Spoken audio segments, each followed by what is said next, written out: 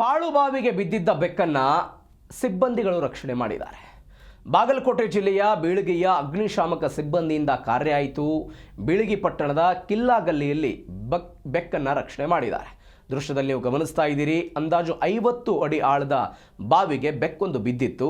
ಹಗ್ಗದ ಸಹಾಯದಿಂದ ಬಾವಿಗೆ ಇಳಿದು ಬೆಕ್ಕನ್ನ ಇದೀಗ ಅಗ್ನಿಶಾಮಕ ಸಿಬ್ಬಂದಿ ರಕ್ಷಣೆ ಮಾಡಿದ್ದಾರೆ.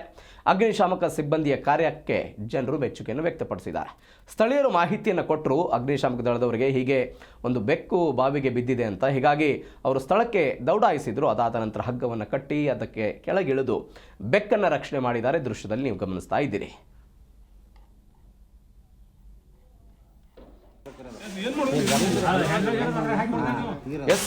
ಬಾಗಲಕೋಟೆ ಜಿಲ್ಲೆಯ ಬೀಳಗಿ ಪಟ್ಟಣದ ಘಟನೆ ಇದು. ಬೀಳಗಿಯ ಒಂದು ಪ್ರದೇಶ, ಪಾಳುಬಾವಿ ಇದೆ. ಅಲ್ಲಿ ಸಹಜವಾಗಿ ಮೂಕ ಪ್ರಾಣಿ ಬಿದ್ದುಬಿಟ್ಟು ಅದನ್ನು ಅಲ್ಲಿಯ ಸಾರ್ವಜನಿಕರು ಗಮನಿಸಿದ ತಕ್ಷಣ ಅಗ್ನಿಶಾಮಕ ದಳದವರಿಗೆ ಕರೆ ಮಾಡಿದರೆ ಹಿಂಗೊಂದು ಘಟನೆ ಆಗಿದೆ, ರಕ್ಷಣೆ ಮಾಡಿ ಅಂತ.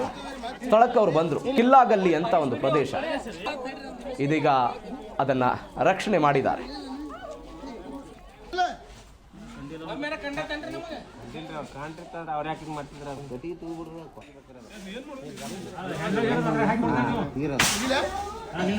ಹಂಗಲ್ಲ ಸರ್, ಆಗ ಬಿಟ್ರಲ್ಲ ಮುಂಚೆ 1 ಗಂಟೆ ಆಗ್ಬೇಕಲ್ರಿ.